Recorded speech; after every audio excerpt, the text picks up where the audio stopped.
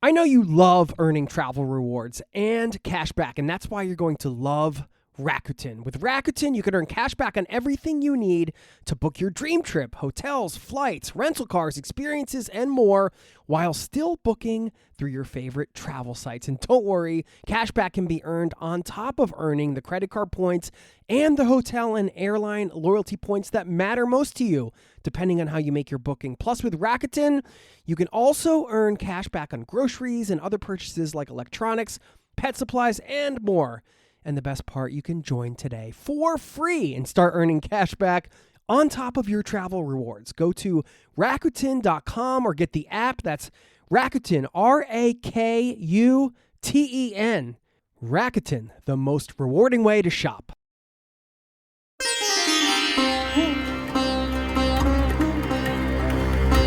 You're listening to the Zero to Travel podcast, where we explore exciting travel-based work, lifestyle, and business opportunities, helping you to achieve your wildest travel dreams.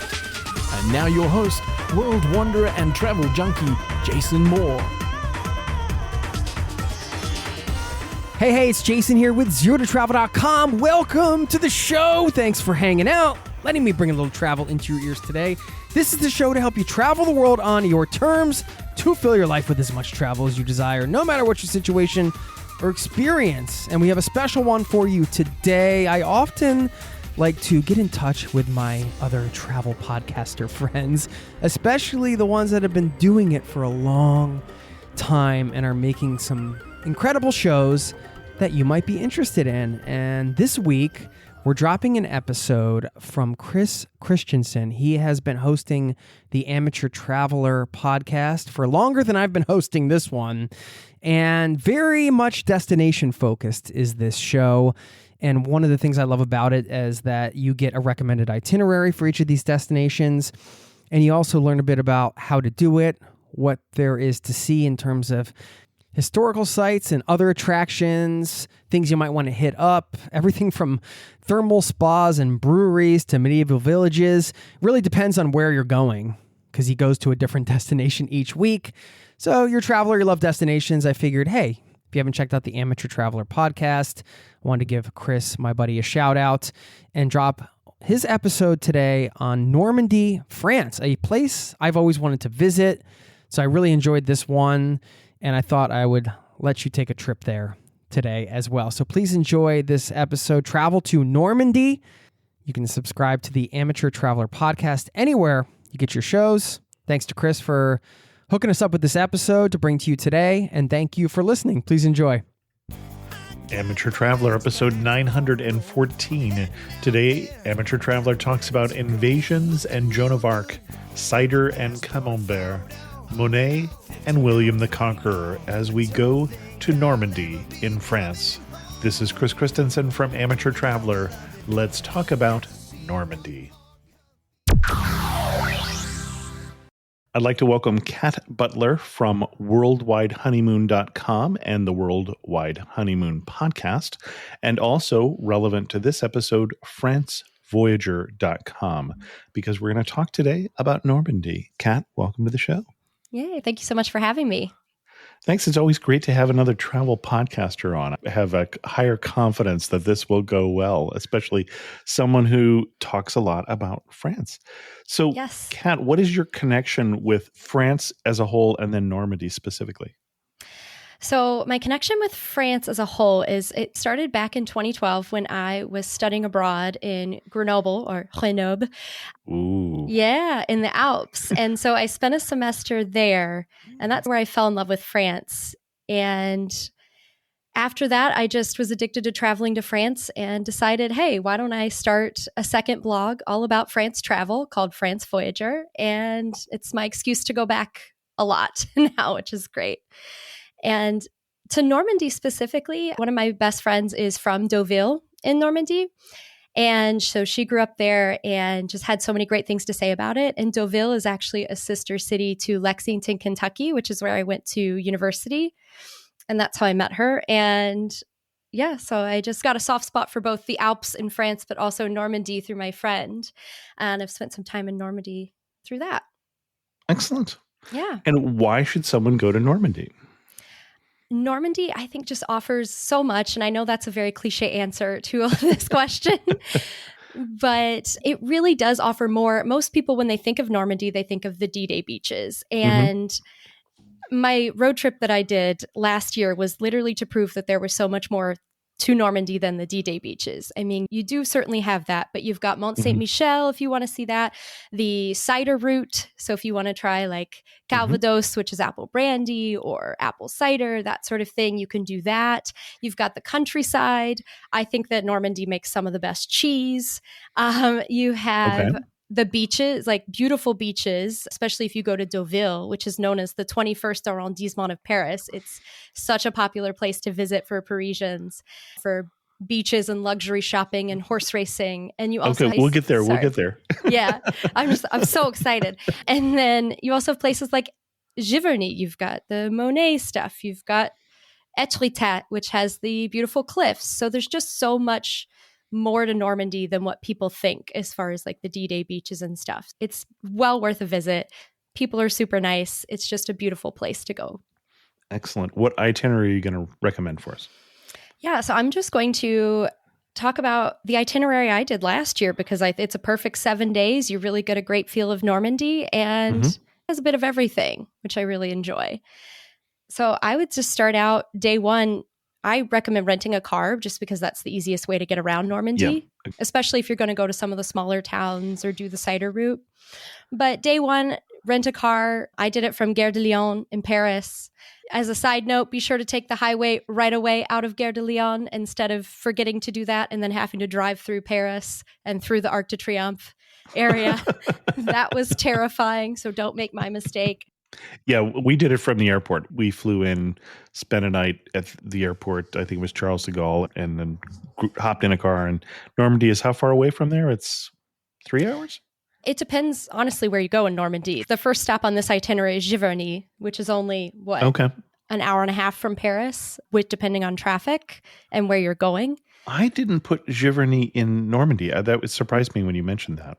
Yes, it is in Normandy. So yeah, Giverny is a great place. A lot of people just do it as a day trip from Paris, but I think it's a great first stop to break up your first day driving. But yeah, you go to Normandy, you can go to Giverny. And why are we going to Giverny? Yes, we're going to see Monet's house and gardens in Giverny. So this is where Monet lived. You can go visit the house there. It's absolutely stunning. Inside of the house, it has replicas of some of his most famous paintings. Okay. How big is the house? Because his paintings tend to be large. Yes. His house is, I believe it was 2 stories. It was quite large. Okay. And the paintings, depending on which room you're in, do cover from floor to ceiling. Yeah. Like stacks of them. So there's for several. People who don't know, if you have extra time and you have time in Paris before you go to Giverny, I would recommend going to l'Orangerie, which is the museum where you'll walk into a room and there'll be 3 paintings, just 3 paintings. But it's that wall, that wall, and that just covered with water lilies. Exactly. Yes. Yeah. And if you want to do that beforehand, that is a really good way to get prepared to actually see where those lilies were painted in person at Monet's house and gardens. So you go, the gardens I think are definitely the best part, but you get to see the lily ponds. We went in September of last year, so the lily pods were in bloom and it was just absolutely stunning. There's flowers blooming at any given time other than the winter, of course. So it's always a great time to go and visit Giverny and spend a couple of hours at the house there. There's also the Museum of Impressionists in Giverny as well that you can go and check out. We spent some time there. We got lunch in Giverny before we hopped back in the car and did a fun little stop before our final stop of the day. And that was to the town of Les Andelys, it sits just along the Seine. So you have beautiful views here. And what you're going to want to do is stop at Chateau Gaillard. Hopefully I'm pronouncing that correctly. My French is not like perfect. It seems to be better than mine, so. But this was a castle built in around the 1100s by Richard of Lionheart. And it's just a really cool castle to go check out because, again, Normandy has so much rich history. So you have history from, of course, the D-Day beaches, but also the 100 Years' War and just even prior to that, of course. So you can go check out this castle there. It's on the top of the hill. It's very scenic and overlooks the Seine and the town. And it's just a really great little stop to break up from Giverny to the next stop for this day. Okay. And then after going to Les Invalides, you're going to end in Rouen for the night. And by this point, you're just exploring a little bit of the town. I think the evening was all I really needed to see there at that point. It's a great place to walk around. You see the Grosse Horloge.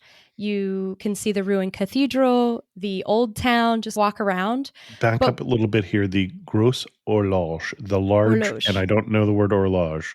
Clock. Oh, it's a the clock. large clock. Okay. It's a big clock. Yes. Yeah.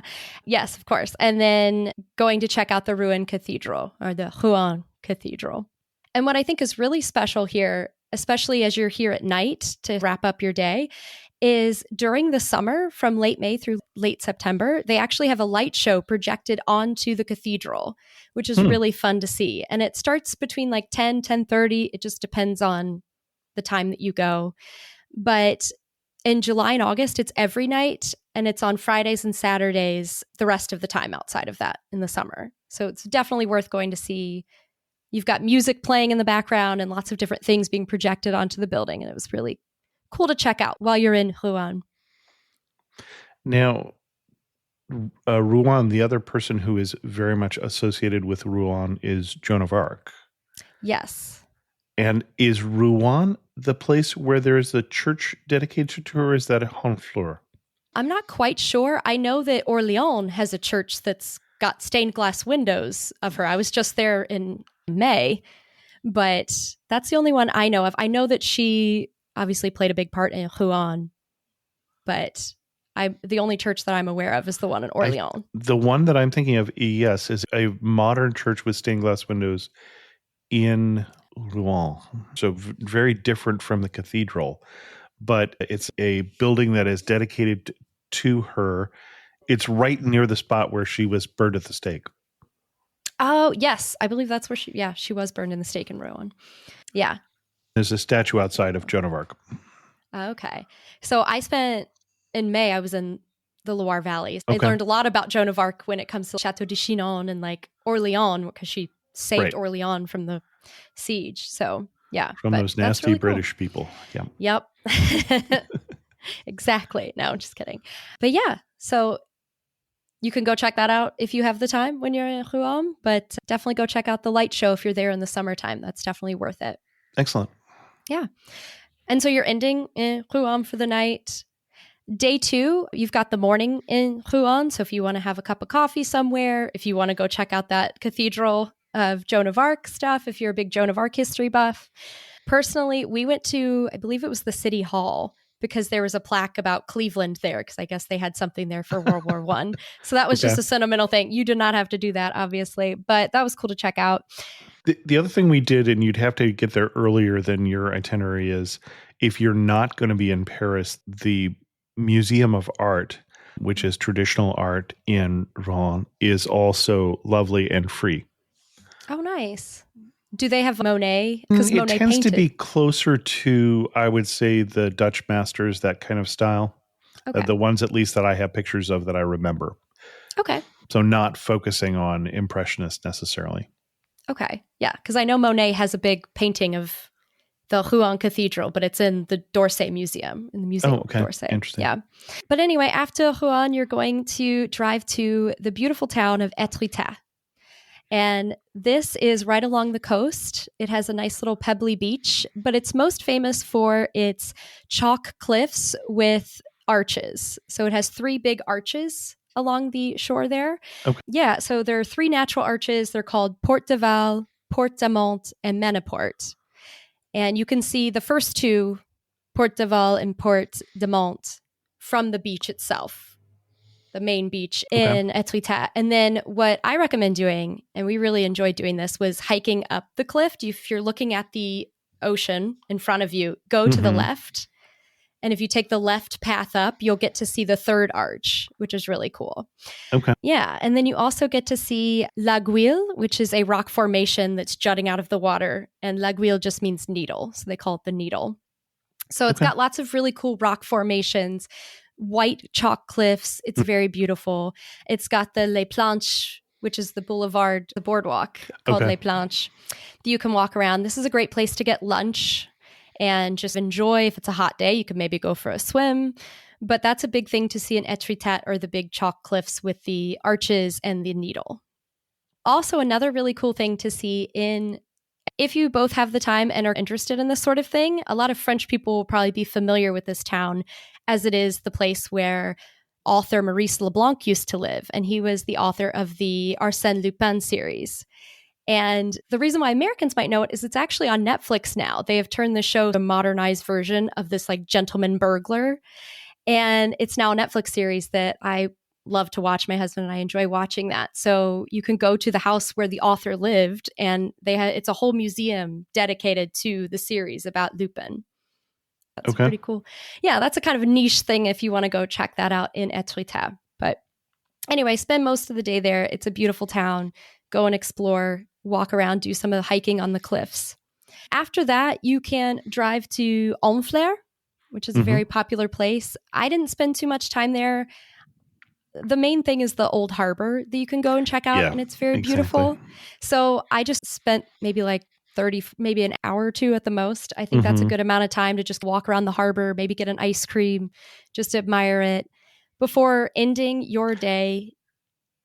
Before you leave the city in Honfleur, I would recommend just the other side of the colorful harbor is a wooden church of Saint Catherine of Alexandria. And the interesting thing about this, because it is a wooden church and an old church, it was built by the shipbuilders there. And so it looks like the roof of the church looks like an upside down ship, or two upside down ships. It's a double nave, but it's very beautiful. We'll get back to the interview in just a moment. I know you love earning travel rewards and cash back, and that's why you're going to love Rakuten. With Rakuten, you can earn cash back on everything you need to book your dream trip, hotels, flights, rental cars, experiences, and more, while still booking through your favorite travel sites. And don't worry, cash back can be earned on top of earning the credit card points and the hotel and airline loyalty points that matter most to you, depending on how you make your booking. Plus, with Rakuten, you can also earn cash back on groceries and other purchases like electronics, pet supplies, and more. And the best part, you can join today for free and start earning cash back on top of your travel rewards. Go to Rakuten.com or get the app. That's Rakuten, Rakuten. Rakuten, the most rewarding way to shop. Now, back to the show. Okay. Yeah, so just spend an hour or two walking around the harbor doing that and seeing the church. And then you're just going down the road to Deauville. In Deauville, you're going to base yourself here for a few days, which is what I recommend doing. And so, yeah, you'll end the day in Deauville, check into your hotel. Deauville's a very beautiful town. It's a fancy town because it definitely has luxury shops and it's a resort town. But yeah, end the night in Deauville, grab dinner, and then you'll end your day there and then start day number 3. Okay. And for people who aren't sure how things are spelled in French and you're trying to look things up, all these places' names will be in the show notes, so don't worry about it. Yeah, because how it's pronounced may not always look like how it is spelled in French. English. Yes, it's French. But yeah, like I said, you're going to spend a few days in Deauville as far as like basing yourself there. And so day number 3, I recommend actually going and doing the route de cidre, or the cider route. And you can easily do this from Deauville. Okay. And from here, you're exploring lots of cider farms and things like that. Now, I will warn you that some of them aren't always English speaking, depending on where you're at. So I'm just going to recommend the ones that I know have English speakers. So you could even do this as a half-day trip from Deauville if you wanted to. But Calvados Pierre Huet, they have English speakers there that they can guide you through a tasting. You could do a tour. And then also Chateau de Briolle also has tours in English, and you'll want to sign up for that in advance. You make a reservation for that because that one does fill up pretty quickly. But yeah, that one has an English tour, which is great. And you get to try lots of different things, including Calvados, which is their apple brandy, Pommeau, which I rather like. I do too. Liked the cider, but I wasn't surprised by that. Yeah. Yeah, Calvados is really good. And I love that they'll offer it to you at the end of a meal everywhere pretty much at Normandy. They're like, would you like a little Calvados? Instead of coffee, it's Calvados at the end of your meal. But yeah, you can definitely try Calvados there. Again, it's their apple brandy. Pommeau, which is an apple brandy and apple juice mix. They also have cider, of course. You have the cider brut, which is that drier cider, and then cidre doux, or soft cider, essentially. It's sweet and it has less alcohol in it too. Pear cider, and then of course there's all sorts of apple products, apple juice, pear juice, apple cider vinegar, all of that. But yeah, Calvados, Pierre Huet, they have English, so you'll be good there. And then also Chateau de Brio do tours in English, so that's great. So those are some good places to just check out. I have others that I visited, but again, they mostly speak French, so I can list them out if you'd like. But yeah, and then also in between exploring the cider route, you can also check out the Jardin du Pays d'Auge, and it's just a beautiful garden area that has some traditional Norman architecture, some beautiful different types of gardens, a hedge maze, some farm animals, that sort of thing. You can definitely check that out. But I would say exploring the cider route is a fun thing to do for at least a half day while you're in Deauville, because it's pretty close to Deauville. Okay. And then on the way back from the cider route, I recommend stopping in the town of Pont-l'Évêque and going to a cheese shop and doing a cheese tasting. So Normandy is actually known for 4 different types of soft, bloomy rind cheese. And you probably are aware of Camembert. Camembert is definitely the most famous. You can get it here in the US pretty easily. But there are 3 other kinds that are also soft, bloomy rind cheeses that are equally delicious. There's Pont-l'Évêque, Livarot, and Neuchâtel, as well as Camembert. So you can go to a cheese shop in Pont-l'Évêque and do a tasting of all 4 of those cheeses, and then maybe pick some up for a picnic later if you want to do that. So I think that's a really cool way to get a better introduction into the cheeses of Normandy, because I think that Normandy makes some of the best cheeses in France. So you definitely want to try that while you're there. Okay. But yeah, so you have the cider route, Pont-l'Évêque for some cheese tasting, and then you can spend the rest of your evening in Deauville. And was there dinner, a particular cheese shop you were recommending? I don't have it written down. Okay. No problem. We just found a cheese shop. We parked, found a cheese shop, and went in. They all offered tastings. If it says degustation, that means they offer tastings. Okay. Yeah. Good to know. And then day 4, you want to spend the actual day in Deauville. So it's a really cool town. It's well worth checking out. There's plenty to see and do in a day, depending on what time of the year you're there. There's quite a lot. So you're going to spend day 4 just exploring Deauville. You can have a beach day if it's hot outside. It's got this big, huge, beautiful sandy beach. Or you could just walk along the beach. They're very famous for their boulevard, or Les Planches. And they also have a gorgeous blue lifeguard stand that you can check out as well. So it's just neat to explore that area. And I think what's really unique about walking along the Les Planches, or the boardwalk, is the fact that it's next to these old Pompeian baths from the 1920s. And there are celeb names on the gates going to the different changing cabins of the baths that are lined right along the boardwalk itself. And so you'll see names from like Tom Hanks to Rachel Weisz to Rob Pattinson, all of those, because Deauville actually hosts the American Film Festival in September every year. So that's why that you have all the celebrity names there. So yeah, so that's really cool to check out, is the beach area with all of that. I highly recommend, if you're there, to go to, especially on the weekends, to go to the Deauville market.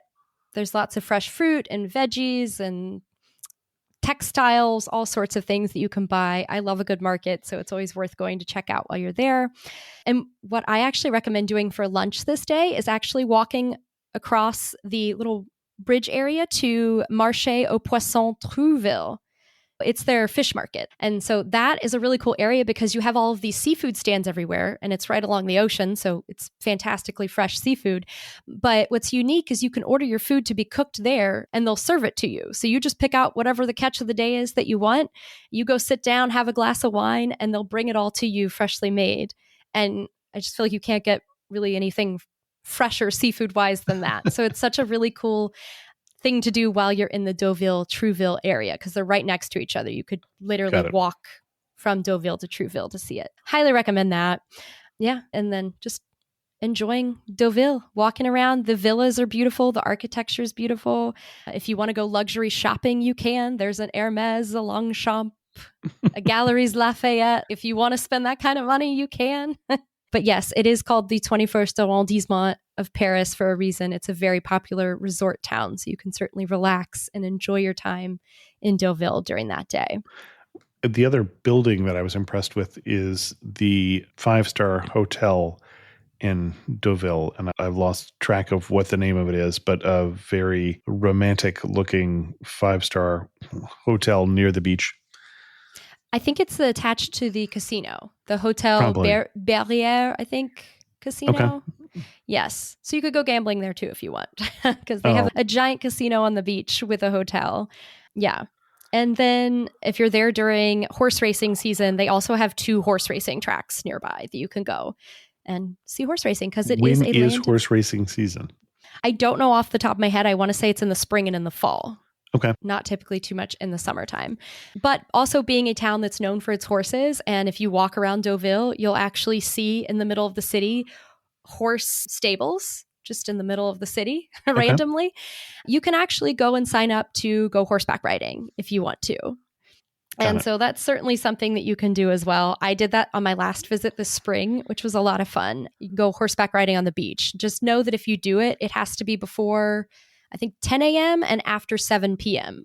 Because between 10 a.m. and 7 p.m., they can't be on the beach. Animals can't be on the beach. So it has to be before that time. But so if you want to get up early or do a sunset, you can do that horseback riding on the beach, which is a lot of fun. Got it. Yeah. So day 4, you're exploring Deauville, and that's pretty much it for the day. Day 5, I know that I said I wanted to prove that there's more to Normandy than the D-Day beaches. But if you've never been to the D-Day beaches, I feel like you have to go to them. You know what I mean? Yep. Day number 5, I actually recommend taking a tour of the D-Day beaches. And so we ended up driving to Bayeux and then taking a tour from Bayeux. And I highly recommend it. We did a full day tour.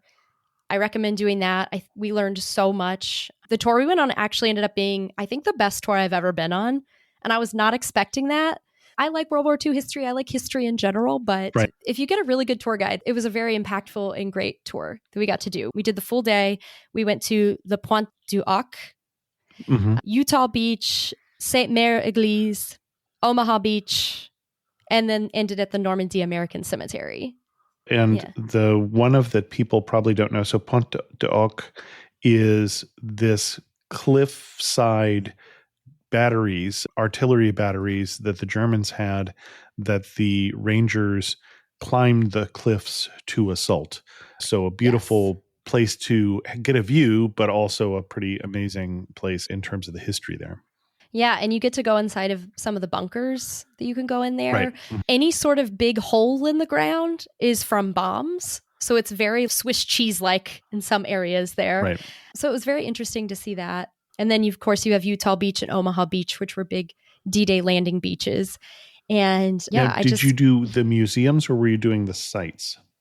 We just did the sites. Okay. Because we did the opposite. We did not do the tour, even though the tour sounds like a great idea. But there are many museums in the area. Specifically, we did the one on Utah Beach, which I can highly recommend. And also the one about the airborne assaults in Saint Mère Église. So Saint Mère Église is the city where you still can see a paratrooper hanging from the belfry of the church. Not a real person anymore. But if you ever saw the movie The Longest Day, they had this scene where somebody gets trapped up in the bell tower. His parachute gets stuck there. This is one of the sites where the paratroopers landed in D-Day. And this actually happened. And this person lived. He got down and was rescued and was okay. But the Airborne Museum in St. Mary Église is wonderful. Okay. And that's separate from the Utah Beach one? That is completely separate from the Utah Beach one, and there are many other museums. The other interesting thing is if you go into the church in St. Mary Église, you can see it is one of the only churches I've seen that has stained glass windows with paratroopers.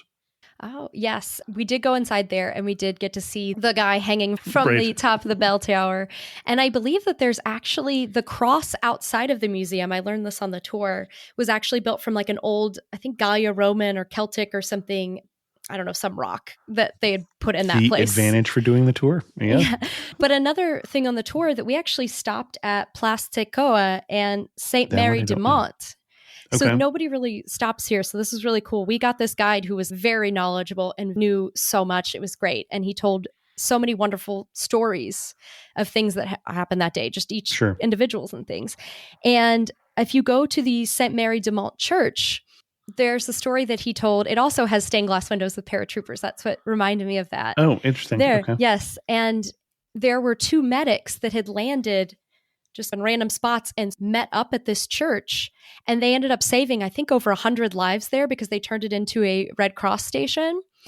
And there's still like blood stains on the pews or something from them saving lives and things like that. It's crazy. And then That might have been from the ones they didn't save, but yeah. But they saved almost everybody. Wow. There was a guy that came in. So this is an interesting story that we learned on this, was that there was one of the soldiers came in. They only had a little bit of anesthesia left, and he refused it because there was a little boy whose family, like a local boy, his family all died in a fire and he was severely injured. And so he let him have the anesthesia, and then that man ended up passing. But the little boy ended up growing up to become a doctor after all of that and was married in the church and all of this stuff. And it was just, yeah, it was cool, the different stories. And the church was dedicated to 2 saints. This was before this all happened. So it was very serendipitous. The church was dedicated to 2 saints who were known for healing. And even before that, they had stained glass windows of like an angel coming down to save or something like that. And so it's very fitting that they have the Interesting. paratroopers. So it was a very serendipitous thing. It was a cool story that we got to do as a part of that tour, which was neat. But I it's think one of the reasons I do love a good tour. yeah. So especially when you get like a really good guide, it made a huge difference. So highly recommend that. I think if you don't do the tour, then definitely do the museums. I feel like one or the other would be a good idea because then you get more information than just seeing the beach and seeing that and not having any context. The other thing I will say is Omaha Beach. We mentioned Utah Beach and the museum. Omaha Beach has a memorial, a very modern, large metal sculpture. And that's the beach from the movie Private Ryan. Yeah. So, and then also if you stay at the Normandy American Cemetery, we stayed past 5. If you stay there for the 5 o'clock, they do the playing taps and they lower the flag. So that's also a really cool thing to see while you're there as well. Yep. Yeah. Agreed. We'll get back to the interview in just a moment. Now, back to the show. So after that, you head back to Bayo because that's where we did our day tour from. And it's a great town, which I'll talk a little bit more about the next day. Okay. Yeah, because pretty much most of your day is going to be doing the D-Day beaches and exploring. Because again, Right. if you've never done it, it's definitely worth doing. So day number 6, I recommend spending the morning in Bayo. You can check out the cathedral, but I think the biggest thing to see in Bayo is going to be the Bayo Tapestry. Agreed. Yeah. Yeah, and I, as a big history nut, I really was excited to see the Bayo Tapestry. It is huge. It's crazy, but it's at the Bayo Tapestry Museum. You get an audio guide. They have them in English. And what is the Bayo Tapestry? Sorry. The Bayo Tapestry is basically the story of the conquest of England by William the Conqueror. Right. So it starts in 1064 with Edward the Confessor, who's king of England at the time, telling his brother-in-law to tell William that he's going to be the next in line or something. And then it goes all the way through the Battle of Hastings of 1066 and kind of the start of William the Conqueror being king. So it's huge. And it's all hand sewn. Yeah. And it's 230 feet long. 230 feet. Yeah. It's ginormous. And you basically listen to it on the audio guide and you can hear all the different things and each bit of the story as it goes along. And that's highly recommended. It's definitely very worth going to check out.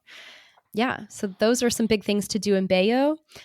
And I also recommend this day, especially if you have a car, this might be a great day to go see Mont Saint Michel. Okay. And so we ended up driving from Bayo to Mont Saint Michel and checking that out for the day because this is the other big thing to see in Normandy. And if you haven't seen it, it's definitely worth going to see. And Mont Saint Michel is a tidal island that has a giant little abbey at the top, and it's a village on Right. the abbey. And it began with someone had a vision of St. Michael and they were like, build the church here. And Right. that's what they did. That's just my rough little paraphrasing here with Mont Saint Michel. But it's a great place to spend the afternoon. It's absolutely stunning. There's a path that you can walk that takes maybe 30 to 45 minutes from the parking lot. Or you could just take the bus that goes right to from the parking lot to Mont Saint Michel, and you can get off there and climb up if you want to do that. But I There really was a enjoyed bus? there is a bus. I didn't remember that. We just walked. Yeah. So if you walk, though, I think you get some of the best views I and agree. great photo opportunities. So if you want to bring your camera, this is a great place for photos. And you can see the sheep in the distance and the big island itself at different angles as you walk toward it. There are actual tour groups that walk through the bay itself. If you want to sign up for that, I don't recommend it. I stuck my foot in the mud to be like, oh, I want to see what it's like. And it was, my shoe was absolutely disgusting after. And I was like, you know what? One step was all I needed. So it's just a great place to see and to check out. But yeah, walk around Mont Saint Michel. I recommend going up to the Abbey. And inside the Abbey, you do need tickets for that. I recommend booking in advance because depending on when you go, it can be quite crowded and the line was pretty long. So you can skip the line by just booking a ticket in advance. So going around there, there's lots of shops. In Mont Saint Michel, there's some restaurants. It's very touristy. It's very touristy. I will say that, yeah, I would just walk around the ramparts and go up the Abbey and maybe grab lunch and call it a day because it is very crowded and touristy. There are a couple museums you can go to if you really want to. We didn't. We just walked around the island and admired the views. There's the Historical Museum, which talks about the history of the island. There's the Maritime Museum that does talk about the tidal phenomenon that causes it to be a tidal island. So that's pretty cool that you can check out if you want to. But you can also just walk around and see the Abbey, which I highly recommend doing. And then the one thing I would wonder, so we did it in March when the crowds were not bad. The one thing I'd wonder is if you were doing it there in September, or especially if you were doing it in the summer, I might think about switching the order and doing Mont Saint Michel first thing in the day before some of the tour buses get there, and then switching around and coming back to Bayo in the afternoon. Yeah, no, that's a good point. Doing it early in the morning. Or the island is open, I believe, quite late. The Abbey isn't open all day. I think that closes around 5. But you could also just go and see the sunset at Mont Saint Michel, and all the tour buses will be gone by then. So that's an option as well. But interesting. Yeah. But you could go back to Bayo after. What we ended up doing was going to the countryside of Normandy to just enjoy another day just in the countryside. We ended near Saint-Pierre-en-Auge, and we stayed at a chateau. This is a fun little thing that you could add onto your itinerary if you want to. It's called Chateau d'Iville, and it's a renovated old chateau, and it has a garden, and they have donkeys and a pool, and it's just like a cute place in the middle of the countryside that you can stay at and just really enjoy the Norman countryside for your last full day the next day. Okay. So you could do that if you want to, or go to Bayo, but I recommend going to Saint-Pierre-en-Auge. And then day 7, you're going to spend the day in Saint-Pierre-en-Auge. And we started out our day going to the Maison du Camembert, which is actually a cheese museum. Okay. So if you also really like soft, bloomy rind cheeses like myself, you'll probably enjoy this. But you can go to the town of Camembert, where Camembert is made, and you can go to the Camembert Museum or the Maison du Camembert, and you learn all about how it's made, its history, the traditional practices of making it, and then there's even a little factory at the end that you get to see how it's made, obviously in the modern day way, from packaging to aging and all of that stuff. And then at the end, you get a cheese tasting, which is lovely. So you can enjoy a little cheese museum and cheese tasting during your last day in Normandy. And then after that, I recommend checking out Saint-Pierre-en-Auge. The town itself, it's just a cute town. They have a covered marketplace that's from the Middle Ages, and it's called Al Saint-Pierre-sur-Dive. And that's really cool to check out. There's some old water wheels there. And then honestly, after checking all that out, you might just want to relax and enjoy the Norman countryside. So we just ended up relaxing at the chateau after that. But that wraps up Excellent. A couple things I would add that we did. We did a Yeah. 3-day itinerary there. So we were not there as long as you were. We did one day at the beaches, as we talked about. We did one day in Rouen-en-Fleur, and we did Mont Saint Michel. And then there is an alternative in terms of an English-speaking place to try your Calvados, Yeah. and that is Billy's. Billy's. And so, Okay. yeah, Billy's Farm near Bayeux is a cidery, and you wouldn't be surprised to find out that they speak English. But it's just a cool little quirky place. I quite enjoyed it. Nice. Yeah. Yeah, that's how to spend 7 days in Normandy. I highly recommend it. Excellent. Yeah. Oh, what are we going to eat while we're in Normandy? Other than all that cheese that I've talked about, fresh seafood is delicious there. Okay. Crepes, so both sweet and savory crepes. in Especially Normandy. the savory, the galette. Yes, the galettes. Which is, when we talk about crepes, so these are the buckwheat crepes. Yes. I think that was almost all I ate while I was in Normandy. Yeah. I Yeah. love them, and they're quite available. Yes, yeah, you can definitely get some buckwheat crepes or galettes. You can get some sweet ones as well. Anything with apples in it is going to be on the menu. Pork with apples, just tarte Normandy, which is like an apple tart. Right. Lots and lots of apple dishes. Of course, Calvados, things like that. Cider. This Normandy is definitely more of a apple cider kind of place versus a wine destination. You're not going to see many vineyards, but you will see lots of orchards. Lots of things with apples in them. But yeah, I would say probably the biggest things are going to be the cheese, the buckwheat crepes, and then fresh seafood. Okay. You're right next to the ocean. So you've got fresh oysters, whelks, anything and all things seafood. Any recommendations on places to stay? You mentioned the one at Chateau. Yes, I recommend in Deauville, I really enjoyed Villa Aguival Hotel and Spa. And it's actually built to look like a traditional villa in Normandy. And it's very pretty. They have a heated pool if you want that. They have a spa area. It's a really nice place to stay while you're in Deauville. Okay. And then the Chateau d'Iville in Saint-Pierre-en-Auge in the countryside. And then if you're going to be in Bayeux, I really liked the Hotel Reine Mathilde. That's really close to the cathedral. It's a really convenient place to stay.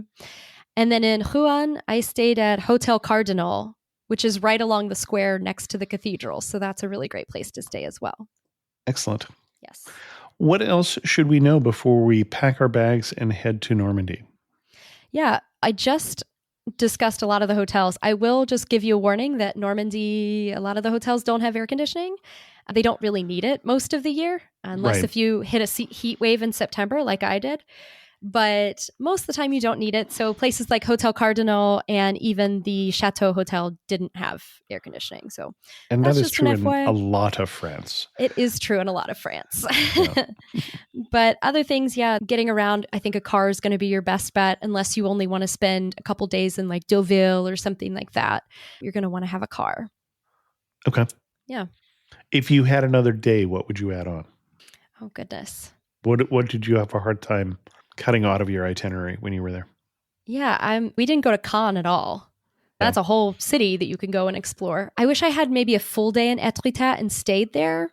I think it's such a beautiful town, but I feel like that covered a lot of it, honestly. We did the full day with the D-Day beaches and doing Mont Saint Michel and everything. Maybe add more time in the country, like just other places in the countryside because it's really pretty.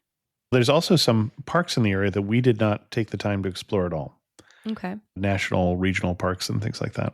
So I wonder about spending more time there, but just did not. There were only so many hours in the day. That's true. Yeah. Excellent. As we head to wrap this up, you were standing in the prettiest spot in Normandy. Where are you standing and what are you looking at? The first one that comes to mind is in Etretat. If you climb up that hill on the cliffs and looking out over the sea and seeing the needle and the different archways, the little chalk arches, I think that is such a stunning viewpoint to see in Normandy. I think I would probably be in one of the old cities, in either looking at the harbor in Honfleur or looking at some of the wood-framed houses in Rouen. There's streets there, the cobblestone streets with the old wood frame houses and things. And as an architectural fan, I just loved taking pictures of those areas.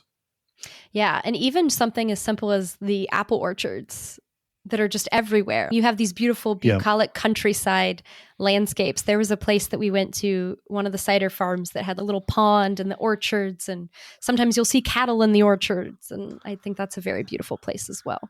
Oh, I think I'm wrong. It'd be Mont Saint Michel for me. Oh, that too. That's a pretty stunning place. It's just beautiful. Yep. Yeah. And one thing that makes you laugh and say only in Normandy. I think getting stuck in traffic, but traffic is tractors. There's a lot. I can't tell you the number of times I got stuck behind tractors with hay or something in Normandy during that time. And then also just being offered Calvados after every meal. There would always, even when you're stuffed, they're like, oh, a little Calvados, and like really pushing the Calvados after every meal, which is fun. Excellent. Well, speaking of Calvados, a little correction on myself here. I put Billy's Farm in Bayeux. It's 23 minutes east in Rot, R-O-T-S. Rot. Okay. Excellent. Nice. And if you had to summarize Normandy in just 3 words, what 3 words would you use? I would say history. There's a lot of it there. A lot of it there.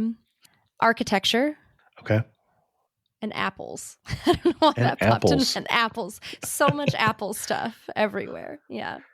Excellent. It's very beautiful. Our guest again has been Kat Butler from, and I named all the places, but worldwidehoneymoon.com and the Worldwide Honeymoon podcast and francevoyager.com. And Kat, if we wanted to send people to your best podcast on Normandy, do you have one? I do. Oh gosh. You'll send me the link? Yes, I will send you the link. I'm pretty sure I did do an episode about a Normandy road trip as well. If not, I have episodes about Deauville I could send you. Excellent. And then if we want to send people to your best post on francevoyager.com about Normandy, where are we going to send people? I have a 7-day road trip itinerary that's literally what I just talked about. That is all a of that. Coincidence. Yeah, I could send that right to you. And if you want to do this exact thing, you could just go there and check that out. Excellent. And I'll put a link to my 3-day itinerary, depending on which time you have. But yours sounded wonderful. I'm ready to go back and do that. So yeah, thank Kat, you. Thanks so much for coming on Amateur Traveler and sharing with us your love for France and specifically your love for Normandy. Thank you so much, Chris. Special thanks to the patrons of the show who help support Amateur Traveler financially. They get shows early. They've had this show for more than a week. They also get a monthly Zoom call with me. For more information on becoming a patron of the show, go to patreon.com/amateurtraveler. At this point in the show, I usually talk about what's new on the Amateur Traveler website, but this show is almost recorded back to back with the last one because I am heading off tomorrow for Majorca in Spain. You'll hear more about that in the podcast probably when I get back. So with that, let's wrap up this episode of Amateur Traveler. If you have any questions, send an email to host@amateurtraveler.com, or better yet, leave a comment on this episode at amateurtraveler.com. And thanks so much for listening. I got to see one more cathedral. I got to sit in one more cafe. I know that I should be heading home, but maybe not today. There you have it. Hope you enjoyed that episode of the Amateur Traveler podcast. You can get it wherever you listen to podcasts. Thank you to Chris Christensen for working with us and providing this episode for you today. Hope you enjoyed it. Don't forget, we have a newsletter over at zerototravel.com/newsletter where you can keep up on all the latest and greatest. I write it each and every week, and it's free to sign up. So please join the community over there and get in touch anytime. Wanted to leave you with a quote, a French quote, of course, before I let you go. Actually, it's a French proverb, at least according to the internet. I'm not going to read it in French because I don't want to destroy your ears, but I will read the English translation. Quote, "In a great mind, everything is great." Thanks for listening. I'll see you next time. Peace and love to you and yours. Cheers. This podcast has been brought to you by zerototravel.com. ideas and advice to make your travel dreams a reality.